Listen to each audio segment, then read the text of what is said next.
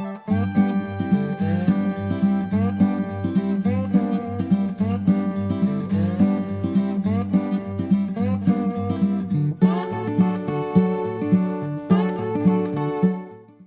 માતાજી, હું છું વનિતાબેન ગોંડલિયા રાજકોટથી. મારી યુટ્યુબ ચેનલ વનીની વાનગીમાં તમારું સ્વાગત કરું છું. તો આજે આપણે બનાવશું બિહારી સમોસા. આ વિડીયો તમે પૂરો એન્ડ સુધી જોજો. જો મારો વિડીયો તમને પસંદ આવે તો મારી ચેનલને લાઇક કરજો, શેર કરજો અને સબસ્ક્રાઈબ કરજો અને બેલ આઇકન દબાવવાનું ભૂલતા નહીં. તો બિહારી સમોસા બનાવવા માટે મેં અહીંયા 4 થી 5 નંગ જેટલા આપણે બટેકા લીધા છે. મોટું બટેકું હોય તો આપણે આવી રીતના 2 ભાગ કરી નાખવાના, જેથી કરીને આપણે ઝડપથી બફાઈ જાય. આપણે અહીંયા ધાણા સુધારીને લઈ લીધા છે. આપણે બધા સૂકા મસાલા આવે એ લઈ લીધા છે. આનાથી આપણે વઘાર કરવાનો છે. આમાં આપણે લીંબુ લઈ લીધું છે. આપણે આમાં 1 વાટકી જેટલા વટાણા લઈ લીધા છે ફોલીને. આમાં આપણે ગરમ મસાલો છે થોડોક. આમાં આખું જીરું આપણે છે. આમાં ખાંડ લઈ લીધી છે. સ્વાદ પ્રમાણે આપણે થોડી ખાંડ નાખવાની છે. આમાં આપણે 2 ચમચી જેટલું ઘી લઈ લીધું છે. આપણે આમાં ઘીનું મોણ નાખવાનું છે. આમાં આપણે આદુ અને મરચાંની પેસ્ટ કરીને રાખી છે. તમે આમાં કટિંગ કરીને પણ લઈ શકો. આમાં આપણે બધા રેગ્યુલર મસાલા આવે એ છે. આપણે લોટ બાંધવા માટે પાણી જોઈએ તો આપણે પાણી લઈ લીધું છે. આપણે આમાં 2 વાટકા જેટલો મેંદો લઈ લીધો છે અને આમાં 1 વાટકો આપણે ઘઉંનો લોટ લઈ લીધો છે. એ 2 મિક્સ કરવાનો છે. તમે નકરા મેંદાના પણ કરી શકો.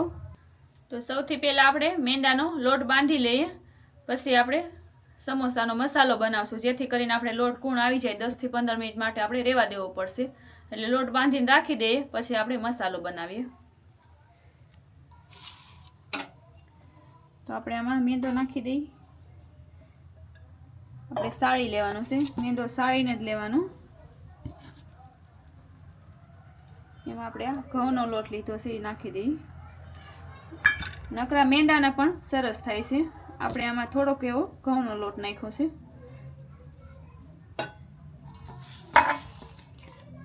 હવે મિક્સ કરી નાખીએ. હવે આપણે આમાં જીરું નાખવાનું છે. આખું જીરું આવી નાખવાનું છે. આપણે અડધી ચમચી જેટલું જીરું લઈ લીધું છે. હવે આપણે સ્વાદ પ્રમાણે આપણે મીઠું નાખી દેવાનું છે આમાં. હવે આપણે ઘી લીધું છે. ઘીનું મોણ આપવાનું છે. આપણે આની જગ્યાએ તેલનું મોણ પણ આપી શકીએ. આ ઘીના મોણથી એકદમ ક્રિસ્પી થાય અને સ્વાદમાં પણ સરસ થાય. એટલે આપણે 2-2.5 ચમચી જેટલું ઘી લીધું છે. આપણે નાખી દીધું. હવે પહેલાં આપણે મિક્સ કરી લઈએ. જોઈએ હજી આપણે ઘી જોઈએ તો નાખી દેવાનું થોડું.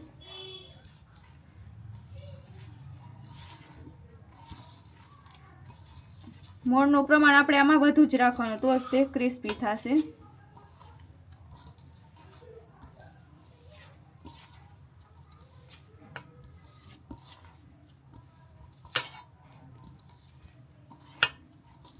પછી આપણે આમાં થોડુંક નાખી દઈએ.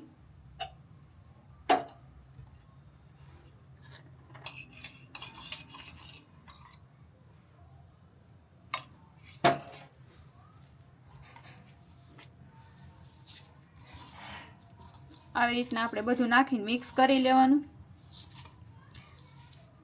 હવે આપણે સરસ મિક્સ થઈ ગયું છે. એટલું મોણ આપણે હોય એ પ્રમાણે નાખવાનું. આવી રીતના કરવાનું. હવે આપણે આમાં પાણીથી લોટ બાંધી લઈએ. બહુ ઢીલો ન થઈ જાય એ ધ્યાન રાખવાનું છે. રોટલી કરતાં થોડોક કઠણ રાખવાનો અને ભાખરી કરતાં થોડોક ઢીલો રાખવાનો. એવી રીતે આપણે બાંધવાનો છે. તો આપણે લોટ બંધાઈ ગયો છે. આપણે આવી રીતના બાંધી લીધો છે. બહુ નરમ નહીં, બહુ કઠણ નહીં, એવી રીતના. હવે આપણે એમાં તેલ લગાવીને આપણે 10 મિનિટ આપણે મૂકી દેવાનું છે. આવી રીતના આપણે આસું તેલ લગાવી દેવાનું છે. હવે આપણે આને ઢાંકીને મૂકી દઈએ. પછી આપણે સરખો કૂણવી લેવી.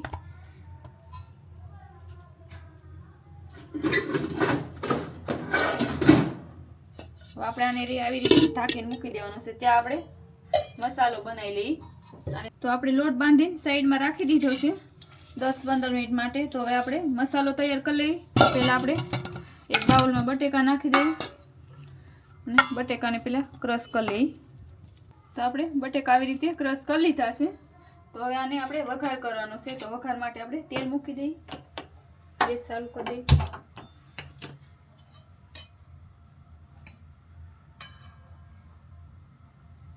આપણે માવો હોય એ પ્રમાણે, બટેકાનો માવો હોય એ પ્રમાણે આપણે તેલ લેવાનું છે.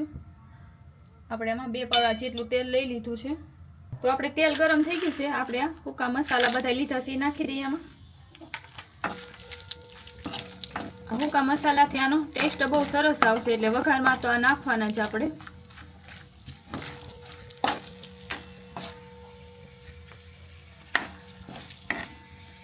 હવે આપણે આદુ છે ને મરચાં છે આપણે ખાંડીને લીધા છે. તમે કટકી કરીને પણ લઈ શકો. ગેસની ફ્લેમ ધીમી કરી નાખી આપણે. હવે આપણે વટાણા નાખી દઈએ.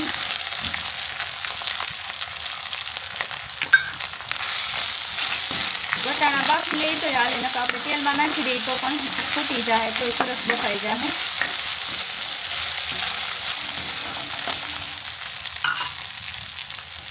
આપણે આમાં થોડીક હિંગ નાખવાની છે.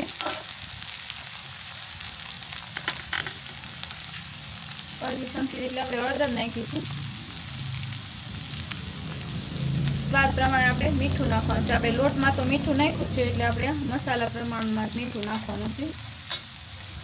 અડધી ચમચી આપણે ધાણા જીરું પાવડર નાખીએ. હવે આપણે મિક્સ કરી લઈએ.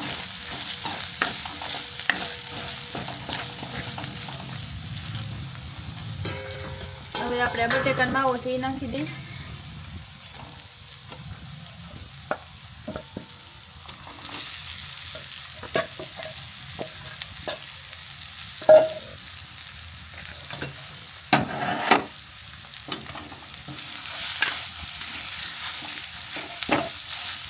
તો હવે આપણે એમાં 1 ચમચી જેટલી આપણે ખાંડ નાખી દેવાની છે.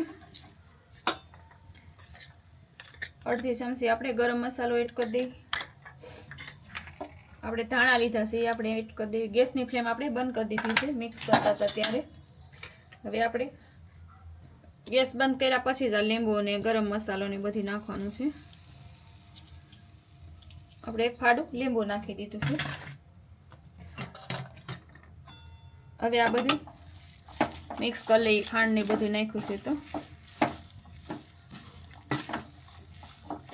સરસ આપણે મસ્ત મસાલો થઈ ગયો છે. હવે આપણે આને સાઈડમાં રાખી દઈએ. આપણે મેંદા લોટ બાંધી લીધો છે, એને આપણે રોટલી વણી નાખીએ સમોસા બનાવવા માટે. અને આપણે નીચે લઈ લઈ, સરખું મિક્સ કરી નાખીએ બધું. આપણે મસાલો સરસ તૈયાર થઈ ગયો છે, સ્વાદમાં પણ સરસ થયો છે. તો હવે આપણે આ લોટ મૂકી દીધો હતો 10-15 મિનિટ માટે. તો હવે આપણે એને સરખો કરીને વણી નાખીએ. લોટ પણ સરસ કોણ આવી ગયો છે.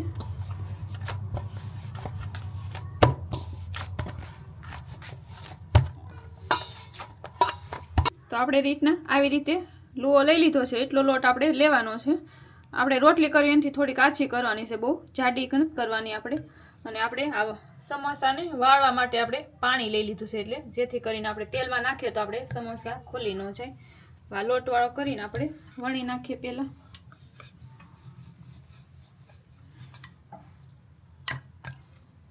આપણે આવી રીતે વણી લેવાની છે. આપણે રોટલી વણતા હોય એ રીતે આપણે વણી લેવાની છે, બહુ જાડી નથી રાખવાની.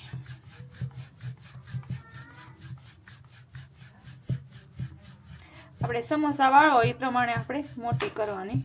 મોટા સમોસા થોડા કરવા હોય તો આપણે મોટી રોટલી કરવાની.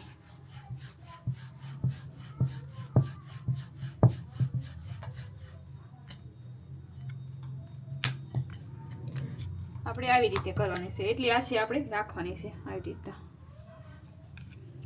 હવે આપણે આને 2 ભાગ કરી નાખીએ.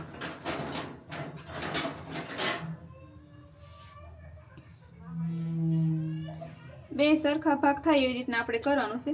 હવે આપણે આવી રીતે બધી રોટલી વણી લઈ. તો આપણે રોટલી વણી નાખી છે. આપણે આવી રીતના થપ્પો મારી દીધો છે. એક રોટલીના 2 ભાગ કરી નાખ્યા છે અને આવી રીતે આપણે થપ્પો કરી નાખ્યો છે. તો હવે પહેલાં આપણે ગેસ ચાલુ કરી દઈએ. તેલ ગરમ થઈ જાય ત્યાં આપણે સમોસા ભરી લઈ.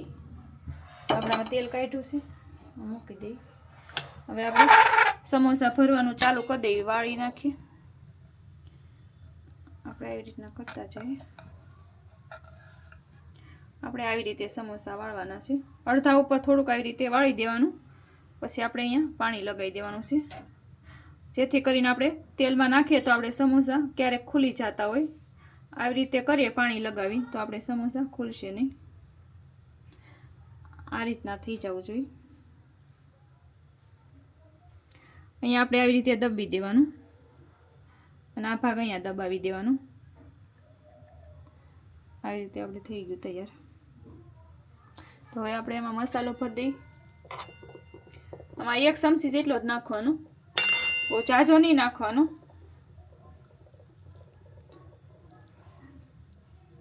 હવે અહીંથી આવી રીતે વાળી દેવાનું અડધું. ત્યાં પણ આપણે પાણી નાખી દઈએ. મસાલો બહુ જાજો નહીં ભરવાનો, નકર આપણે તળતી વખતે સમોસા પોસા થઈ જાય. આને આપણે આવી રીતે વાળી નાખવાનું અહીંયાથી. પછી આવી રીતે આપણે હરખું દબાવી દેવાનું. તો તૈયાર થઈ ગયું છે આપણે સમોસું ભરાઈને. તો હવે આપણે આવી રીતે બધા સમોસા ભરી લઈએ. આપણે આવી રીતના બધા સમોસા વાળી લીધા છે. હવે આપણે જોઈ લઈએ તેલ ગરમ થઈ ગયું છે. પહેલાં જરીક નાખીને આપણે જોઈ લઈએ.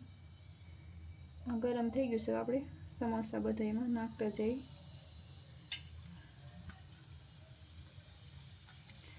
ચાર સમોસા આપણે આમાં નાખી દઈએ.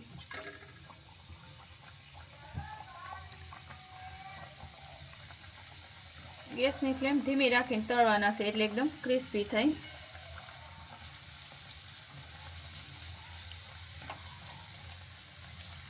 આવી રીતના હલાવતું રહેવાનું.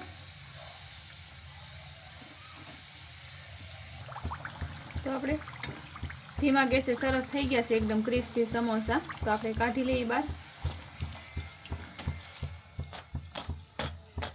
આવો કલર થાય ત્યાં સુધી આપણે રહેવા દેવાનો. બીજા નાખી દઈએ. આપણે એવી રીતે જ તે બધા સમોસા તળવાના છે. ગેસ વચ્ચે ધીમો ફૂલ કરતું જવાનું છે. હાવ પછી ધીમો નહીં રાખવાનો, નકર પછી આપણે સમોસામાં તેલ પી જાય. એટલે આપણે એમ થાય તેલ થોડુંક ધીમું થઈ ગયું છે તો આપણે થોડોક ફૂલ કરી દેવાનો ગેસ. વચ્ચે પાછો ધીમો કરવાનો. ધીમા ગેસે જ આપણે આને થવા દેવાનું છે. તો આપણે બિહારી સમોસા તૈયાર છે. એક ડીશમાં આપણે સર્વ કરી લીધા છે ખજૂર આમલીની ચટણી સાથે. તો મારી આ રેસીપી કેવી લાગી મને કમેન્ટમાં જણાવજો. અને નેક્સ્ટ રેસીપી કઈ જોવા માંગો છો એ પણ મને કમેન્ટમાં જણાવજો. અને જરૂર તમે એકવાર આવી રીતે ટ્રાય કરજો, એટલે સરસ બનશે. અને મારી ચેનલને લાઇક કરજો, શેર કરજો અને સબસ્ક્રાઈબ કરજો. અને બેલ આઇકન દબાવવાનું ભૂલતા નહીં, જેથી કરી મારા નવા વિડીયોનું નોટિફિકેશન મળે.